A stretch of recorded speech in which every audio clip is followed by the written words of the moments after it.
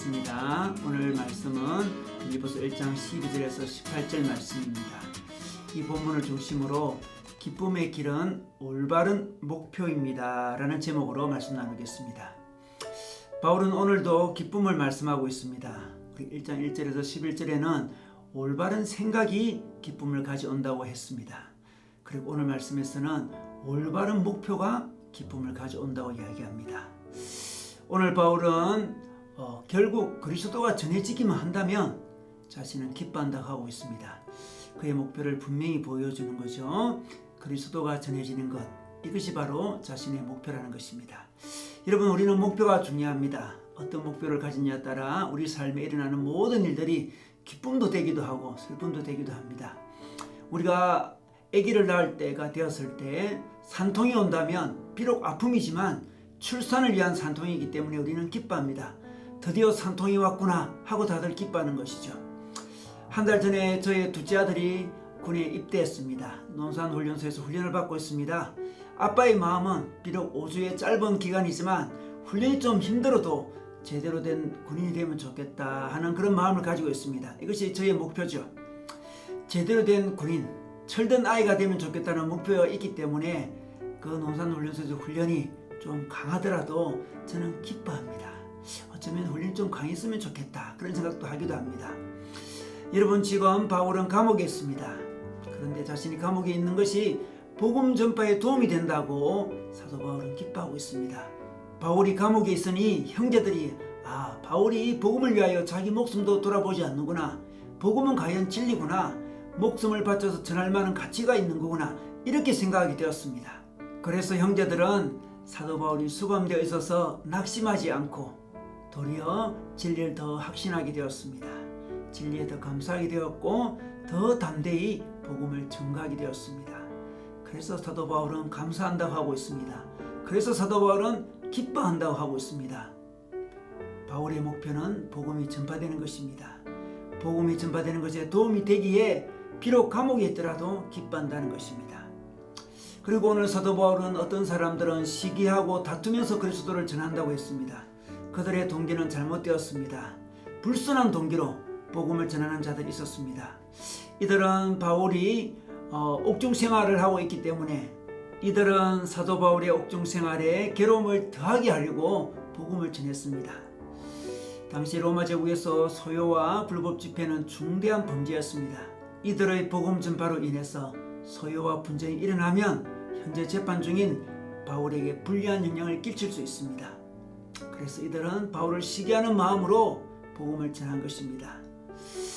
또한 바울이 매여 있을 때에, 감옥에 있을 때에 자신들이 열심히 복음을 전하여 사도 바울보다 더 큰 복음 전파의 성공을 이루고자 이렇게 열심으로 복음을 전하고 있었던 것입니다. 그리하면 사도 바울이 힘들어질 것을 생각했던 것입니다. 이처럼 이들은 사도 바울에 대한 시심에 사로잡혀서 불순한 동기로 복음을 전했습니다. 우리가 바울의 입장이라면 그들에 대한 분노가 일어날 것입니다. 아니, 순수한 복음을 불순한 동기로 나에게 어려움을 주려고 시기심으로 복음을 전파하다니 하면서 우리는 마음에 큰 상처를 입고 원망했을 수도 있습니다. 그러나 사도 바울은 오늘 기뻐한다고 하고 있습니다. 우리가 잘못된 동기로 복음을 전하면 안 되겠지만 다른 사람이 비록 악한 동기로 복음을 전한다 할지라도 복음이 전파되기에 우리는 기뻐해야 됩니다. 자신의 자존심보다 복음 전파가 더 큰 목표이기 때문입니다. 자신의 상처보다 더 큰 목표가 복음 전파이기 때문에 그렇습니다. 우리는 불순한 동기로 복음을 전파하는 사람들을 봅니다. 불순한 동기로 교회를 세우고 예배를 드리고 경쟁적으로 섬겨하는 사람들을 봅니다. 교회에서 자기 존재를 가시하려고 하는 사람들을 보고 실망할 때가 많습니다. 그런데 그때 우리가 안타깝게도 실망하는 마음이 너무 커서 우리 마음을 놓치고 하나님을 향한 우리의 믿음과 마음이 식어질 때가 있습니다. 복음 전파에 대한 우리의 열정이 식어질 때가 있습니다. 그러나 이때 우리는 우리의 목표를 점검해야 됩니다. 우리의 목표는 무엇이었습니까? 다른 사람의 올바른 동기가 우리의 목표였습니까? 다른 사람의 신앙이 순수함이 우리의 목표였습니까? 왜 그들이 순수하지 못하다고 왜 우리는 그토록 낙심하고 원망합니까? 혹 하나님은 그 연약한 사람을 통해서도 복음이 전파되도록 사용하시는 것이 아니겠습니까? 캠퍼스에 수많은 선교단체들이 있습니다. 그런데 간혹 성숙하지 못해서 서로 나쁜 동기로 경쟁적으로 사역할 때가 있습니다. 그때 우리는 사도 바울의 심정으로 반응해야 됩니다. 불순한 동기로 하더라도 복음이 전파된다면 기뻐할 수 있어야 됩니다. 오늘 사도 바울 때도 또 지금도 연약하고 죄인인 사람들이 복음을 전하고 있습니다. 우리는 그들에게 실망할 때가 한두 번이 아닙니다. 그러나 그때 우리는 우리의 목표를 다시 한번 확인해야 됩니다. 우리 인생의 목표가 무엇입니까? 온전히 순수한 동기로 신앙생활을 하는 사람을 보는 것이 우리의 목표인 것입니까? 순수한 교회를 보는 것이, 순수한 마음으로 선교하는 것이 우리의 목표인 것입니까? 아닙니다. 여러분, 때로 자신에게도 실망할 수 있습니다. 내가 전도하고 선교하고 섬기는 것이 순수한 동기가 아니었구나 발견할 때가 있습니다. 그러나 이때 우리는 멈추지 말아야 됩니다. 우리를 더욱더 새롭게 하면서 복음 전파를 계속해야 됩니다. 비록 출발은 순수하지 못하지만, 때로 죄가 섞여 있지만, 부족하지만 자신을 늘 바라보면서 점검하면서 우리는 복음이 전해지는 것을 목표로 삼아야 합니다. 왜 한국교회 잘못된 부분에 상심하는 사람이 이토록이나 많습니까?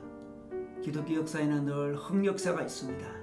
우리는 흑역사에 좌절하지 않고 복음 전파가 되고 있는 소식에 귀 기울이면 좋겠습니다. 곳곳에 복음 전파의 소식이 들려지고 있습니다. 우리는 그 복음 전파의 소식에 귀 기울여야 합니다. 나아가 우리는 우리의 복음 전파의 사명을 잘 감당하면 됩니다. 그러므로 우리는 잘못된 신앙인들에 대해서 실망하기보다 그 시간에 복음 전파에 힘쓰고 복음 전파의 소식에 더 기뻐하는 자가 되면 좋겠습니다. 오늘도 올바른 목표로 인하여 기뻐하시기를 주님의 이름으로 축원합니다.